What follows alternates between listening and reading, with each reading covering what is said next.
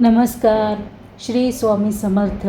मी गायत्री आपल्या सर्वांचे स्वागत करते भक्ती आणि भोजन या चॅनलवरती.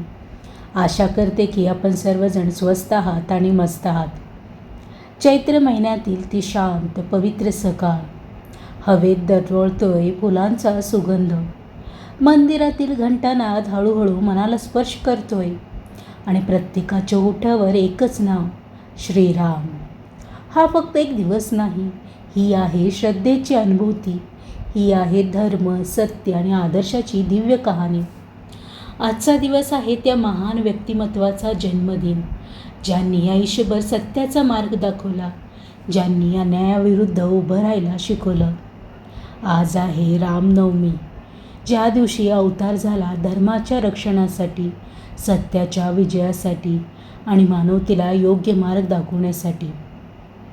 चला या पवित्र दिवशी आपण ही रामाच्या त्या दिव्य जीवनात डोकावूया आणि जाणून घेऊया रामनवमीचा खरा अर्थ. रामनवमी हा फक्त सण नाही, तर श्रद्धा, भक्ती आणि आदर्शाचा एक दिव्य उत्सव आहे. हिंदू धर्मातील हा अत्यंत पवित्र दिवस भगवान श्रीरामांच्या जन्माचा स्मरण दिन म्हणून साजरा केला जातो. चैत्र महिन्यातील शुद्ध नवमी हीच ती पवित्र वेळ, ज्या दिवशी अयोध्यात अवतरले धर्म, सत्य आणि मर्यादाचे प्रतीक श्रीराम. असं मानलं जातं की श्रीराम हे भगवान विष्णूचे 7वे अवतार आहेत, ज्यांनी पृथ्वीवर येऊन अधर्माचा नाश केला आणि धर्माची पुन्हा स्थापना केली.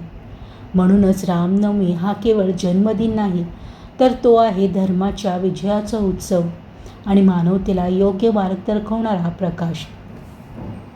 अयोध्येच्या पवित्र भूमीत राजा दशरथाच्या राजवाड्यात एक दिव्य तेज प्रकट झालं. ते तेज म्हणजे भगवान श्रीराम.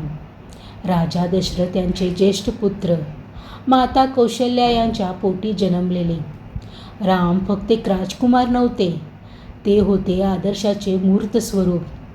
एक आदर्श पुत्र, ज्याने वडिलांच्या शब्दासाठी राज्यसुखाचा त्याग केला. एक आदर्श भाऊ, ज्याने प्रेम आणि एकतेचं उदाहरण दिलं. एक आदर्श पती, ज्यांनी नात्याची मर्यादा जपली. आणि एक आदर्श राजा, ज्यांच्या राज्यात प्रजा सुखी, सुरक्षित आणि समाधानी होती. म्हणूनच त्यांना म्हटलं जातं मर्यादा पुरुषोत्तम श्रीराम. त्यांचे संपूर्ण जीवन म्हणजे धर्म, संयम, त्याग आणि कर्तव्य यांचं जिवंत उदाहरण आहे. आणि म्हणूनच आजही प्रत्येकाच्या मनात राम म्हणजे श्रद्धा, राम म्हणजे आदर्श आणि राम म्हणजेच जीवनाचा योग्य मार्ग. अयोध्येचा विशाल राजवाडा, संपत्ती, वैभव, सामर्थ्य असूनही राजा दशरथाच्या मनात एकच दुःख होतं. त्यांना वारसा नव्हता.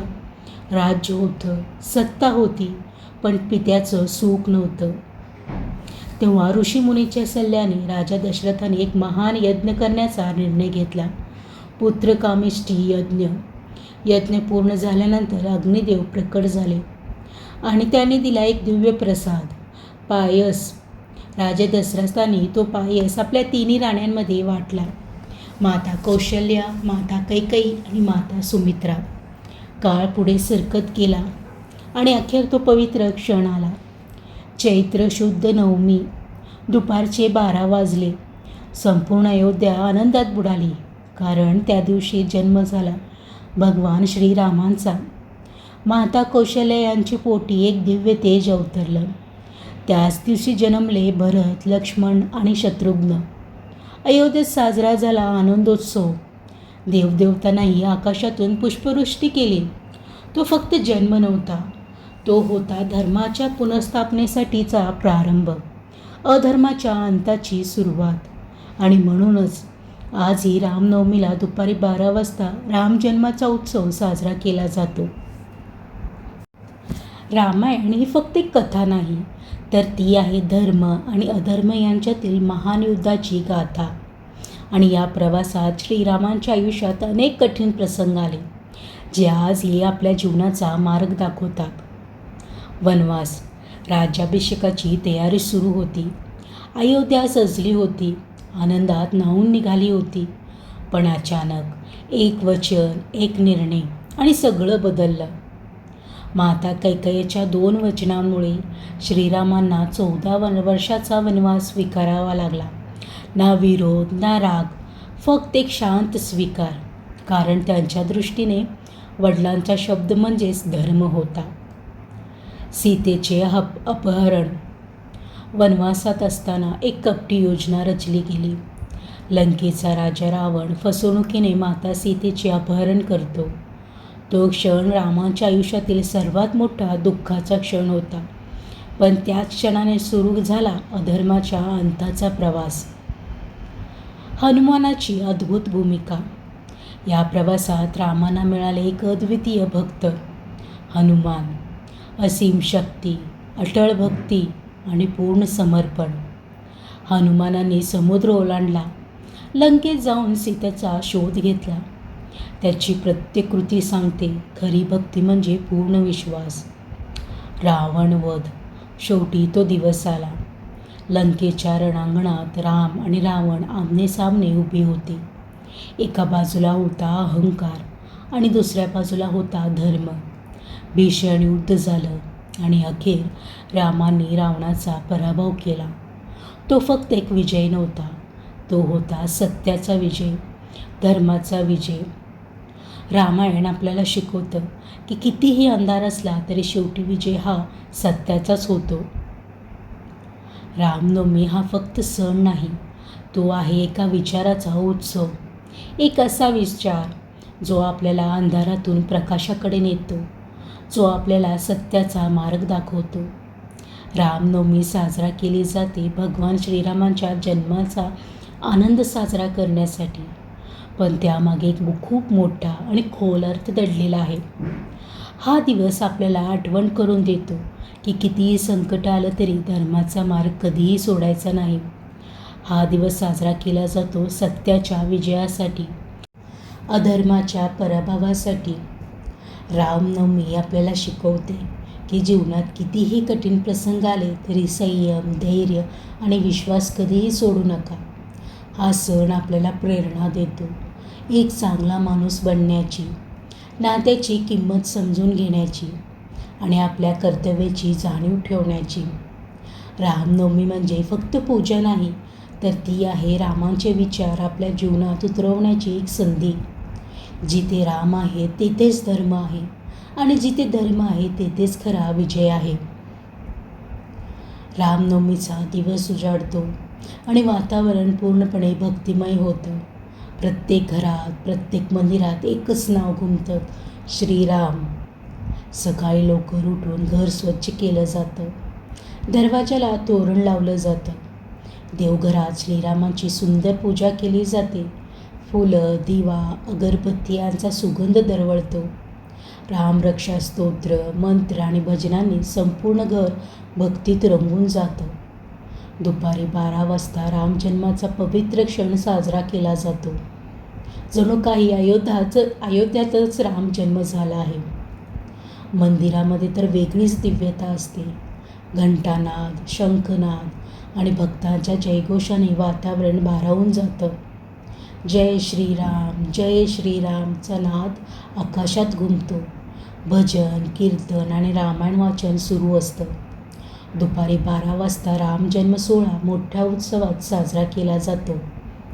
काही ठिकाणी रामांची पालखी काढली जाते. रस्त्यावर फुलांची उधळण होते. भक्त नाचत गात रामनामाचा जप करत पुढे जातात. रामायण कथा, कीर्तन आणि प्रवचनांमधून लोकांना रामांचे विचार समजावले जातात. या दिवशी अनेक भक्त उपवास करतात, फक्त फळाहार घेतात. पण खरा उपवास म्हणजे मन, वाणी आणि विचार शुद्ध ठेवणं, वाईट विचारांपासून दूर राहणं आणि चांगल्या मार्गावर चालणं. रामनवमी साजरी करणं म्हणजे फक्त एक सण साजरा करणं नाही, तर रामाच्या आदर्शांना आपल्या जीवनात जपणं आहे. राम हे फक्त एक नाव नाही, तर ते आहे एक आदर्श जीवन जगण्याची प्रेरणा. श्रीरामांनी आपल्या आयुष्यात प्रत्येक नातं, प्रत्येक कर्तव्य अगदी पूर्ण प्रामाणिकपणे निभावलं. आदर्श पुत्र. राज्याभिषेकाच्या उंबरठ्यावर उभे असताना एका वचनांसाठी रामाने सर्व सुखाचा त्याग केला. ना तक्रार, ना विरोध, फक्त एक शांत स्वीकार, कारण त्यांच्या दृष्टीनं आईवडिलांचा शब्द म्हणजेच धर्म होता. आदर्श भाऊ, लक्ष्मणाचं प्रेम, भरताचं समर्पण, या सर्व नात्यांमध्ये दिसतो एक सुंदर बंध, विश्वासाचा, त्यागाचा. रामांनी आपल्या भावावर असीम प्रेम केलं आणि नात्याची खरी किंमत जगाला दाखवली.